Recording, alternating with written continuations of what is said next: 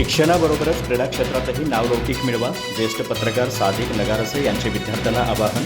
हलकर्णी भाग हायस्कूलमध्ये वार्षिक क्रीडा महोत्सवात झाला पारितोषिक वितरण समारंभ. शिक्षणाबरोबरच आपले शरीर तंदुरुस्त राहण्यासाठी विद्यार्थ्यांनी मैदानी खेळाकडे वळावे. क्रीडा क्षेत्रातील प्रत्येक क्षेत्रात नावलौकिक मिळवा. आवड असलेल्या खेळाचा दररोज सराव करा आणि प्रावीण्य मिळवा.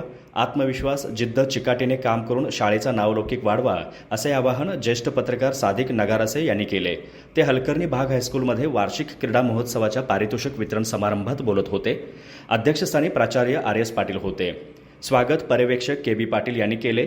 प्रास्ताविक क्रीडा शिक्षक SB पाटील यांनी केले. यावेळी वार्षिक क्रीडा महोत्सवात विविध खेळात उज्ज्वल यश संपादन केलेल्या खेळाडूंचा प्रमाणपत्र, मेडल, पदक देऊन मान्यवरांच्या हस्ते सन्मान करण्यात आला.